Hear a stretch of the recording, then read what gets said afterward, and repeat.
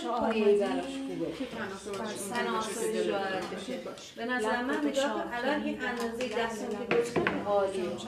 یا خودتون درست کنی یا میگم آماده باشه و روی اینو با خمیر کاغذ یا باز میگم کاغذ بذار بشین اون برنگاه تاسم بعد سر خودت بیاری میشد من این اگه سنگ پارک تاثیری روی نداره که سنگ به چیزی نکنه.